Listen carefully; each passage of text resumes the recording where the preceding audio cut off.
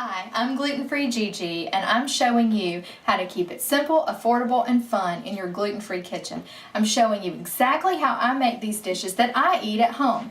And now it's even easier than ever. If you grab your cell phone, you can text GFGG to 99000 and enter your name and email address, and you'll never miss another fantastic gluten-free dish again. Brownies. You love brownies, I love brownies, but I have the best brownie recipe. No chocolate involved. Stay with me, you're going to love this one. They're healthy brownies, sweet potato brownies, gluten-free. Let's see how we make these. I've got a new ingredient for you, date sugar. Let me show you the package. All natural, a natural sweetener. For those of you who aren't interested in using granulated table sugar anymore, these are dried and ground dates. You can buy these, get mine at Whole Foods. You can get yours in your specialty health food store or at Whole Foods. Some grocery stores carry it. Now, what I have here, 2 tablespoons of Earth Balance dairy-free buttery spread. I have 2 tablespoons of coconut oil, and that's solid at room temp, so you see how soft this is. So I'm just going to stir these together just a bit before I put them in. Now, you know I'm dairy-free, and this is why I'm using these products as a butter substitute. If you can have dairy and you're comfortable with that, you could use butter here if you would like. So you do what works for you. It'll still make a really nice sweet potato brownie. So we've got this. Now, I want you to take the back of your spoon and just mix this right into the date sugar. It'll get a little crumbly. Don't worry.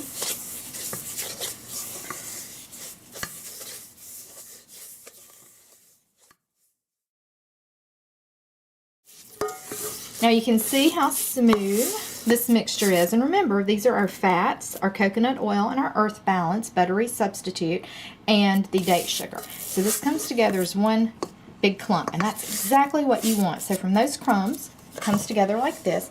Now I have a couple other things. Just the zest of 1 orange, and this is almost just mush. I've really finely zested this so I could get all of the zest from entire orange. Really fine. I don't want chewy pieces of orange peel, but I want all of that flavor. So just this right over, and I want 2 teaspoons of vanilla extract.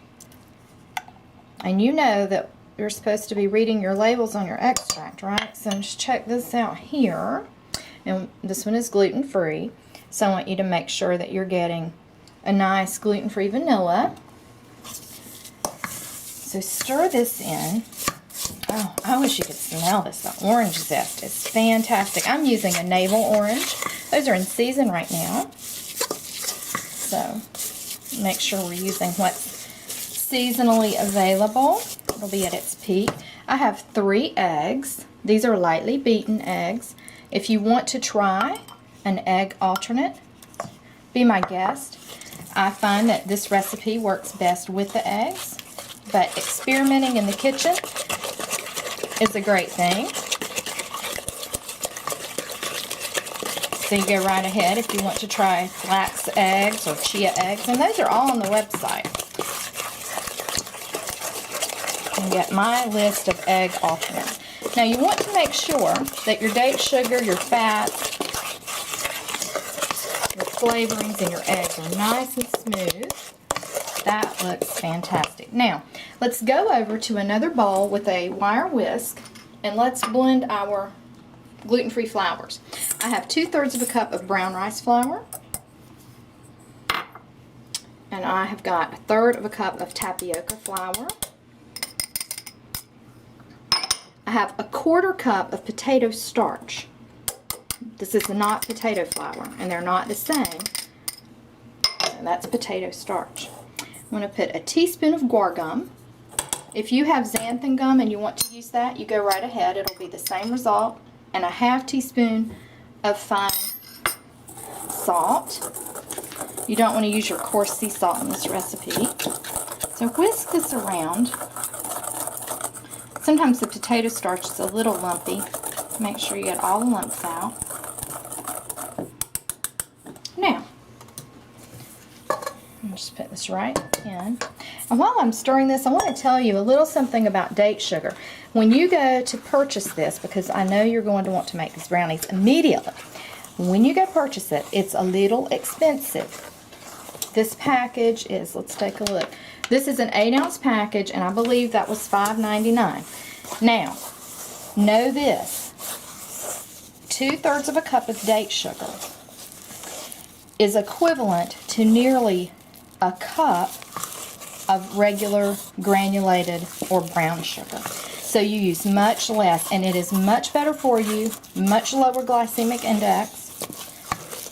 So don't panic. It's going to last you a long time. Okay? Now we're almost done. Let's take a look at my sweet potatoes. Bring those in.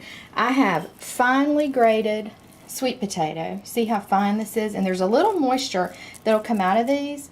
That's perfect. It's exactly what we want. This is about 2 cups. And that was a medium, nearly all of a medium sweet potato for me.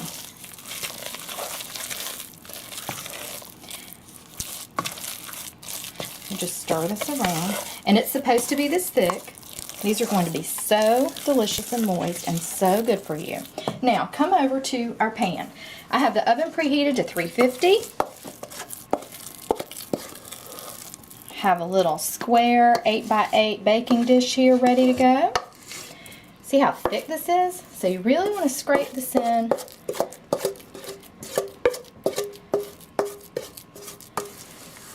And then we want to spread it right into the pan. Just a back and forth motion here will get the job done. And we're going to bake these for about half an hour. Now I'm going to take a peek at mine about halfway through to see how they're coming along. But you can go ahead and set your timer for about 30 minutes. Keep an eye on them. Let's get them in the oven and then we'll be back for a check sync. Let's have a look. It smells wonderful in here. I wish you could smell it. We have 11 minutes on our timer. Remember I said 30. Now, don't do this, but you know, I have to show you.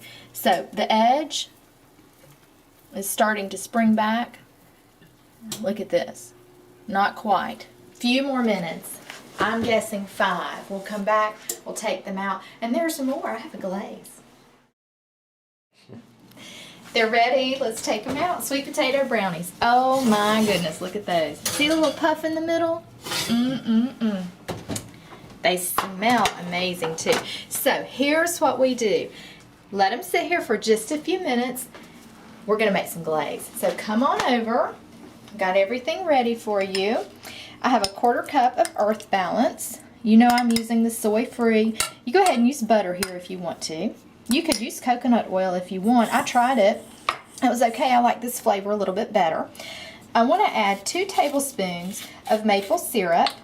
And I'm using pure maple syrup. Make sure you buy the good stuff for this. You're worth it, baby. You could use honey here. You could use agave nectar. Whatever you like.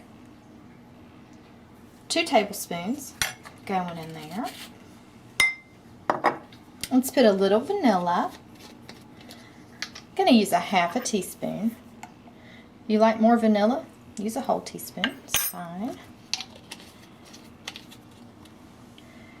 And remember that orange that we zested earlier? I juiced it. A couple tablespoons or so of juice going in there. The amount's not a big deal. Just a nice pinch of salt. That's my pinch. Bring out the sweetness there. Now, take your big whisk. And this is just a little messy. Start small so it doesn't go all over. And I don't want the Earth Balance melted. It's so soft anyway. I'm going to do this until I get the consistency and the smoothness that I want. And so let me stop so you can see. This is breaking down just a little bit. Instead of using a powdered sugar-based frosting or glaze on my sweet potato brownies, I like this method a little bit better. The juice from the orange is naturally sweet, and then the pure maple syrup is a nice way to add some flavor and sweetness at the same time without having to use powdered sugar, which I try to stay away from. find it too sweet. Now, I know you're wondering.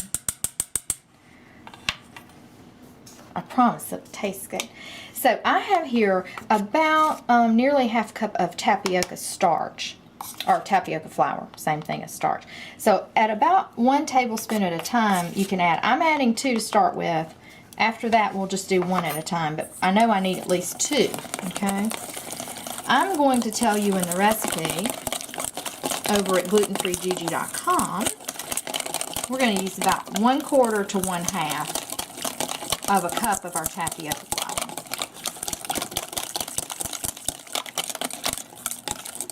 Now, why am I putting this in here? Well, it's going to add a little bit of body to this glaze, which is going to soak right into our brownies. You know, when you use powdered sugar, you're getting cornstarch typically, unless you buy the kind that's specifically made with tapioca. Gives it a little body. And that's what thickens your frosting up too. Now we're getting there. I'm going to add, this is my 3rd tablespoon. And this is going to vary depending on what fat you use. I'm using the Earth Balance. If you used butter, you may get a different result here as far as how much tapioca you need. So play this by ear. Don't be nervous. You can taste it as you go.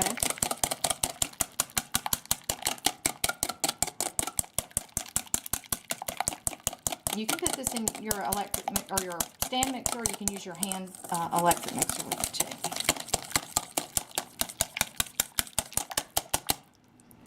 That's what I'm looking for. Let me take my tablespoon. There's a little maple syrup on that. That's fine. That's what I'm looking for. And this is going to melt into our brownies. Now, let me show you. Take a small knife here, and these are still hot. So when I come over, I'm going to cut these. I should have a pot holder here handy. Let me grab a pot holder so I'm not burning myself. I'll show you how we're going to cut these. And a little crisp around the edge is fine. So I've got 12 little squares here. Now, take your glaze mixture, and if you want a powdered sugar glaze here, you could do powdered sugar, a little butter, or Earth Balance, and you could do the orange juice as well, and the flavoring if you like. It's up to you. And so I just want to pour this right on top here.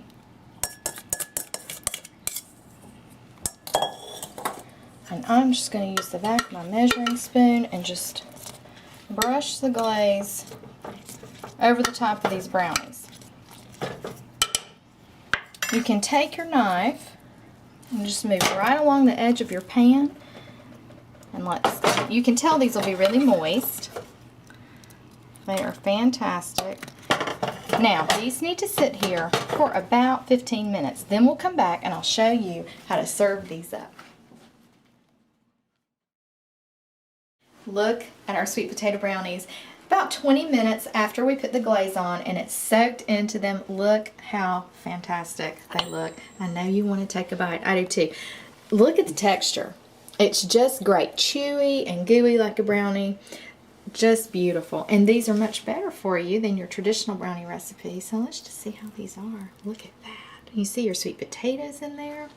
All right, I wish I could give you this bite, but I can't. You make your own and you'll enjoy my gluten-free sweet potato brownies just as much as I'm going to.